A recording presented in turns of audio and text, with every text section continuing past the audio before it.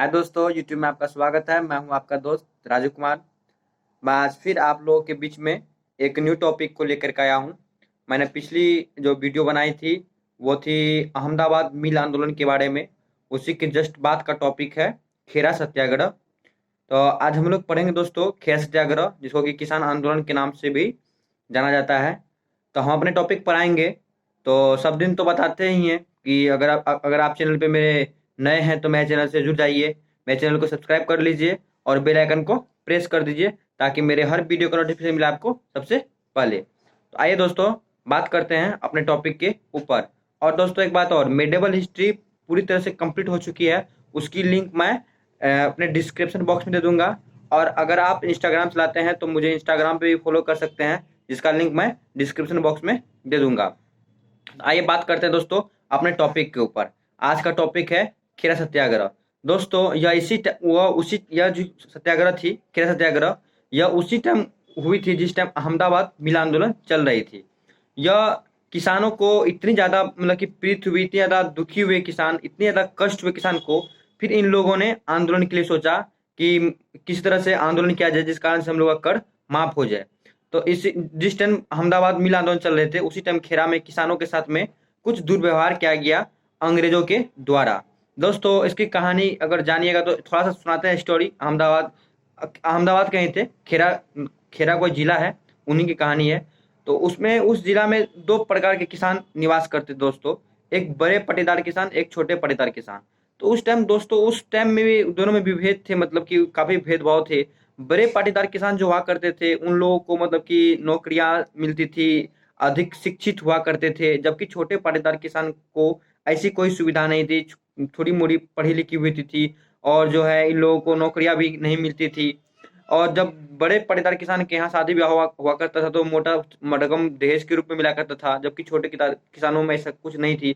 बड़े पाटीदार किसान लोगों को के यहाँ नौकरिया से भी पैसा आ जाया करते थे और आय के अन्य स्रोत भी थे, जबकि छोटे पाटीदार किसान केवल व केवल कृषि पे ही डिपेंड थे कि उसी से उसका घर चलता था, परिवार चलता था। यह बात दोस्तों 1899 से स्टार्ट होती है, जब महामारी या अकाल जैसी कोई प्रवेश होता है इन लोगों का जिला में।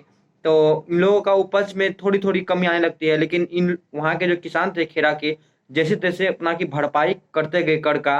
1899 ईस्वी से ही दोस्तों वहां से अपना कर का भरपाई करते गए, मतलब कि अंग्रेजों को कर लगातार देते रहे, कष्ट सह करके भी उन लोगों को कर देते रहे, कभी भी मतलब कि मुकरे नहीं कर देने से। लेकिन जब बात आ गई दोस्तों इन लोगों की जान पे, तब इन लोगों ने आवाज उठाई।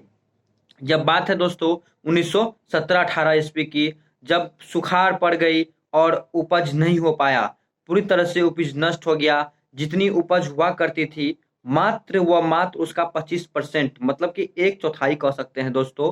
अगर पहले 100 भाग उपजता था तो उसका आप 100 का 3 भाग छांट दीजिए, 75 गायब कर दीजिए, 25 भाग ही उपज हुई। उसमें से अब वो अपना का जीविका खुद का जीविकोपार्जन करेगा या परिवार चलाएगा, अपनी पूरी साल कैसे क्या करेगी उन लोगों को समझ में नहीं आ रहा था। वो ऊपर से किसान के ऊपर टैक्स बढ़ाने की मांग कर रही थी ब्रिटिश के द्वारा। लेकिन दोस्तों राजस्व यह कहता है कि अगर किसान की उपज 1/4 से कम हो तो लगान पूरी तरह से माफ कर दी जानी चाहिए। लेकिन जबकि वहां के ब्रिटिश गवर्नमेंट के द्वारा उल्टे इस पे बढ़ा 23% कर के साथ अधिक वृद्धि के साथ बढ़ा दिया गया और बताया गया कि कर नहीं देने पर उस टाइम जो भी जानवर हुआ करते थे, घर में कोई सामान हुआ करते थे, उसको जब्त कर लिया जाता था। और उसके खिलाफ कोई अगर किसान बोलते थे उसको कारागार में डाल दिया जाता था पकड़ करके, जिस कारण से सभी किसान में डर आ गई थी, भय आ गई थी और वो टैक्स वसूल रहे थे। तो उसी टाइम किसान को जागरूक करने के लिए वहां के ग्रामीण एक कोई नेता थे, वो थे मोहनलाल पांड्या। उन्होंने किसान में जागरूक पैदा करने की कोशिश की और किसानों को कहा कि लगान देने से मतलब कि मना, क्योंकि उन लोगों ने चंपारण सत्याग्रह के बारे में, अहमदाबाद मिल आंदोलन के बारे में सुन चुके थे। इन लोगों ने अपना प्रयास किया कि हम लोग भी कर नहीं देंगे। मोहनलाल पांड्या दोस्तों बहुत ज्यादा प्रयास किया कि कर नहीं देंगे, किस तरह से सरकार को झुकाएंगे, लेकिन वो सफल नहीं हो पाए। अंततः उन्होंने दोस्तों गुजरात सभा को पत्र लिखे। उस टाइम वो सभा का जो मतलब कि मेन हेड हुआ करते थे वो थे गांधी जी। गांधी जी के पास जब पत्र पहुंची, वो उस टाइम अहमदाबाद मिल आंदोलन में व्यस्त थे, जिस कारण से उन्होंने सरदार वल्लभ भाई पटेल को खेरा भेजा। और फिर पुनः वो 22 मार्च 1918 ईस्वी को खुद खेड़ा आया अपने सहयोगी के साथ, अन्य सहयोगी के साथ खेड़ा पहुंचा। लेकिन दोस्तों खेड़ा पहुंचने में उन्होंने लेट कर चुकी थी, क्योंकि ब्रिटिश गवर्नमेंट के द्वारा जैसे तैसे किसानों पे बर्डन जबरदस्ती कर वसूली जा चुकी थी।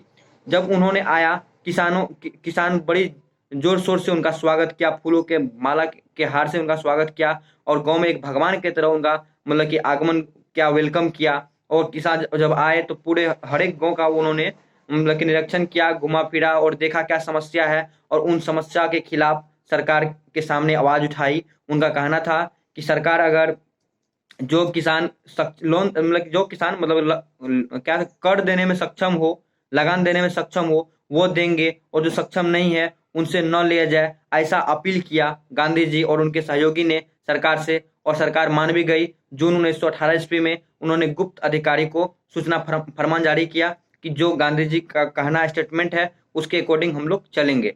तो यही हुआ दोस्तों, यह आंदोलन यही सफल होती है कि जो मतलब कि कर थे वो जो सक्षम किसान थे वहाँ के वो देंगे और जो नहीं है वो नहीं देंगे। सरकार भी मान गई और इन लोगों से देखा जाए तो एक तरह से इसका जो क्या सत्याग्रह था यह एक तरह से सफल होता है। लेकिन दोस्तों कुछ कुछ इतिहासकार का कहना है कि सभी किसान के गांव के किसानों को लाभ नहीं मिला। टोटल 570 या 69 ऐसे कुछ गांवें थी जिनमें से केवल व केवल 70 गांवों को लाभ मिला, जिस कारण से जब गांधी जी विदाई हो रहे थे उस टाइम ना कोई वेलकम हुआ, ना ही कोई पूछ, यहाँ तक खाने तक के लिए कोई नहीं पूछा। इतनी बड़ी बेइज्जती हुई थी गांधी जी की। तो दोस्तों यही कहानी थी खेड़ा सत्याग्रह की। कमेंट में जरूर बताइएगा आपको एक्सप्लेनेशन कैसा लगा। मैं आशा करता हूँ कि ये एक्सप्लेनेशन अच्छा ही लगा होगा। मैं नेक्स्ट वीडियो में नेक्स्ट टॉपिक को लेकर के आऊँगा दोस्तों।